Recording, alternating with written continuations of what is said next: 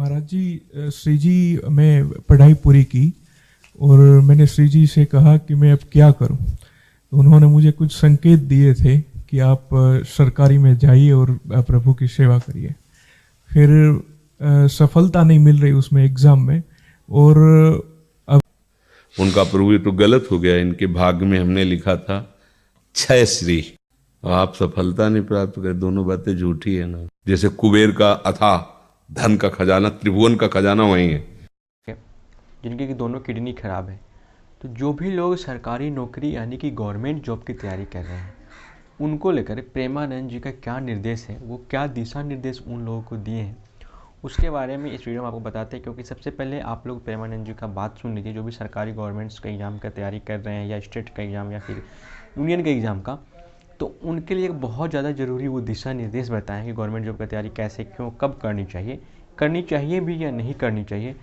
सबसे पहले उनकी बातें को सुनते हैं। महाराज जी, श्री जी मैं पढ़ाई पूरी की और मैंने श्री जी से कहा कि मैं अब क्या करूं। तो उन्होंने मुझे कुछ संकेत दिए थे कि आप सरकारी में जाइए और प्रभु की सेवा करिए। फिर सफलता नहीं मिल रही उसमें एग्ज़ाम में, और अब है आप हमारी बात समझिए। आपको श्री जी ने संकेत किया और आप सफलता नहीं प्राप्त कर। दोनों बातें झूठी है ना। दोनों बातें झूठी हैं। आप सत्य को स्वीकार कीजिए। श्री जी के संकेत को आप जानने लगे। आप श्री जी के संकेत तो तभी जब आप उनकी मन की बात जान लेना, तो आप कितने बड़े सिद्ध हो गए। और फिर सफलता किसकी चाहते हो? प्रकृति जन्य की। आप श्री जी के संकेत को जान जाओगे तो श्री जी के प्रेम की सफलता चाहोगे, लोकवत नहीं। और ये लोक की सफलता, सुनो पहले, प्रारब्ध के अधीन है। इसकी सफलता के लिए श्री जी से प्रार्थना मत करो। हमारी बात समझना। विद्यारण्य जी एक बहुत बड़े महापुरुष हुए हैं। उन्होंने अपने माता पिता को सुखी करने के लिए, धन प्राप्ति के लिए गायत्री अनुष्ठान किया। ब्राह्मण कुल में जन्म हुआ था। एक पुरस्चरण 24 लाख गायत्री होता है। उन्होंने एक पुरस्चरण किया, 2 पुरस्चरण किया, एक बार भी कोई धन की प्राप्ति नहीं हुई। आखिरी में उन्होंने संन्यास लिया। जीव संन्यास लिया, माता गायत्री प्रकट हो गई। उनका अब इंद्रासन भी मांगो तो आपका। तो बोले अब क्या जरूरत है, अब तो वैरागी हो गया, विरक्त हो गया। माता पिता भी पधार गए, उनकी सेवा के लिए अर्थ चाहना। 23 पुरस्चरण किए, और आप तब नहीं आए। तो उनका तुम्हारे अनंत जन्मों में ऐसे 24 महापाप थे जिनके कारण मैं नहीं आ पा रही थी। अब वो 23 पुरण से चरण से नष्ट हुए, पुरस्चरण से, और 24वां तुमने संन्यास लिया। तो अब आप जो चाहो पर। बोले अब चाहिए ही नहीं, क्योंकि अब सन्यासी हो गए, अब तो ब्रह्म प्राप्ति के लिए। तो इससे आभास होता है कि अगर हमारा बुरा प्रारब्ध है तो हमको भोगना पड़ेगा। हम कितना भी प्रयास करें वो हमें, तो हम क्या करें इसमें, जिससे हमें परम शांति हो। प्रभु के नाम का जप करते हुए उन पर दृष्टि लगाएं कि प्रारब्ध से हमारा भरण पोषण शरीर का भले, ये हमारा भरण पोषण आपसे होगा नाथ। तो वो एक ऐसे हैं जो आपके प्रारब्ध को भी मिटा देंगे। वो ऐसे शरणागत वत्सल हैं कि सब लिखा पढ़ी अलग कर देंगे। सुदामा जी को दरिद्रता का योग था। ऐसी दरिद्रता, कई कई दिन तक भिक्षा नहीं मिलती थी। ये जितने भी चरित्र हमारे लिए उदाहरण है। मांगने जाते थे तो मांगने से भी नहीं मिलता था, कई कई दिन। तो एक दिन उनकी पत्नी ने कहा कि हमारा आपका तो चरणामृत से भी गुजारा 2 दिन 3 दिन हो, 4 दिन हो, छोटे छोटे बच्चे तो मर जाएंगे ऐसे। कुछ तो उनका श्री कृष्ण के सिवा हमारा कोई नहीं। अब हम क्या कर सकते हैं? प्रारब्ध जब बिगड़ता है ना, वो कोई सफलता नहीं होने देता। तो एक दिन श्री रुक्मिणी जी प्रसाद ठाकुर जी को भोग पा रही थी, प्रभु ऐसे रोक दिया, उदास हो गए। तो उनका प्रभु ऐसी स्थिति हमने जब जब आपकी देखी, तो किसी भक्त को जब कष्ट होता है तब आपको ऐसे देखा है। कौन सा भक्त है और क्या कष्ट है? तो का एक सुदामा नाम के हमारे मित्र हैं, कई दिन से भोजन भी उनको। प्रभु आपके मित्र और मैं आपकी दासी, महालक्ष्मी का अवतार रुक्मिणी, आप हुक्म कीजिए, लोक लोक की संपत्ति वहां। बोले उसको चाह नहीं है, हमारे मित्र को चाह नहीं है, और चाह ना होने पर हम विवश हैं। अगर वो चाह कर ले तो सारी व्यवस्था हो जाए। तो बोले पैदा करो जाके चाह। बोले उनके हृदय में तो नहीं पैदा कर सकते, हम भी, क्योंकि जिस हृदय में भगवान का आश्रय और निरंतर चिंतन है वहां माया की चाह नहीं होती। बोले उनकी पत्नी के हृदय में, बोले प्रयास करते हैं जाके। भगवान संत वेश में गए, भिक्षाम दे, वो निकली। अतिथि का सत्कार करना गृहस्थ का धर्म होता है। हाथ जोड़ा और कहा हम असमर्थ हैं, आपको भिक्षा नहीं दे सकते। क्यों?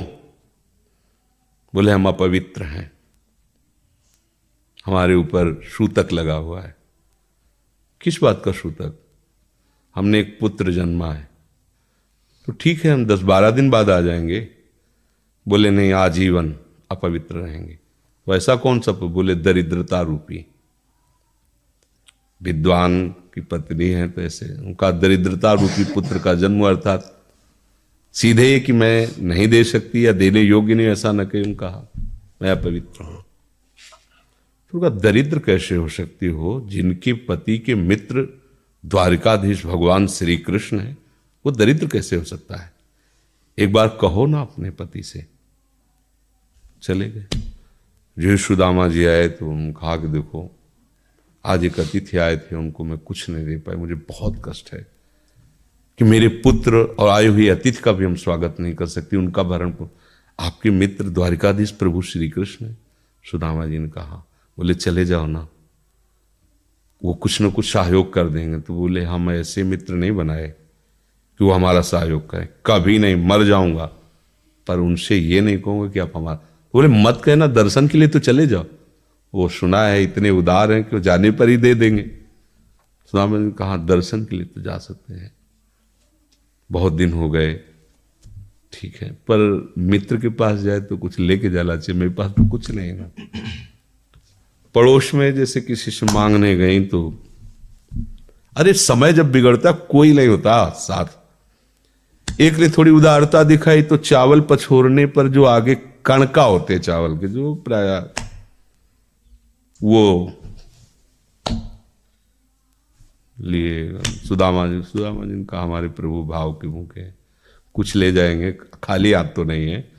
पोट्री में सारांश में बता रहे हैं, द्वारपालों ने देखा कि हड्डी हड्डी शरीर में कई जगह से फटे वस्त्र, बेवाई फटी हुई, मतलब दिखाई दे रहा था दरिद्रता की मूर्ति है। तो उनका किससे मिलना है तुमको?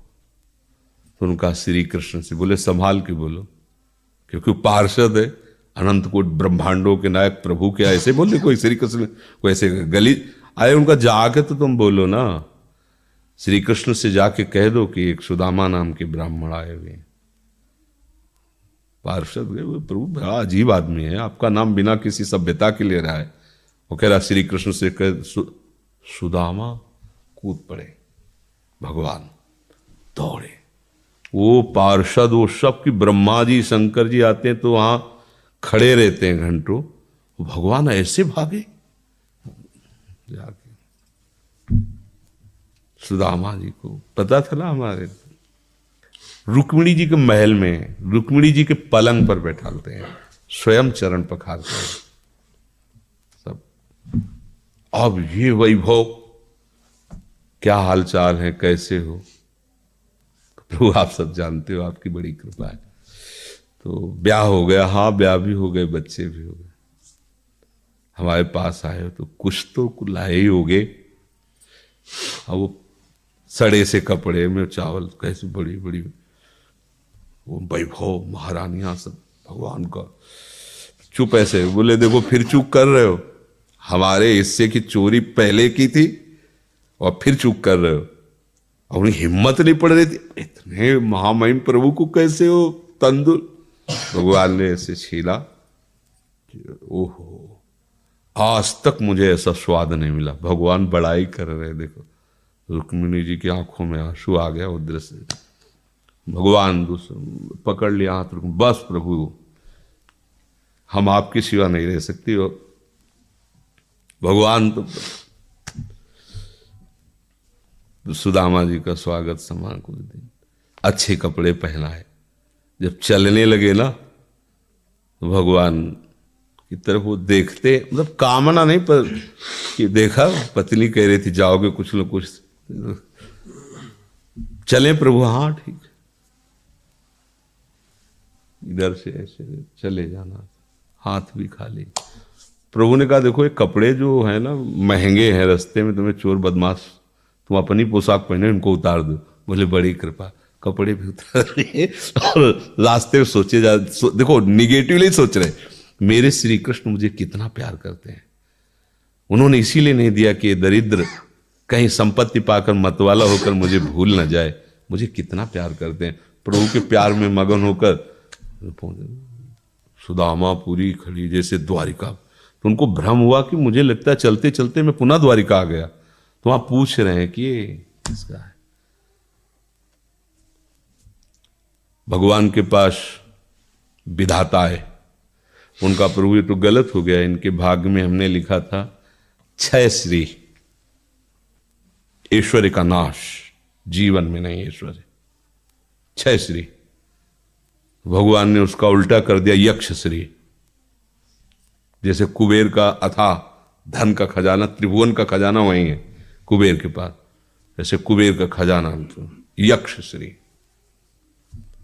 तो कहा प्रभु, तो उनका इन्होंने एक पुण्य किया है, अनंत ब्रह्मांडों के समस्त जीवों को तृप्त कर दिया है।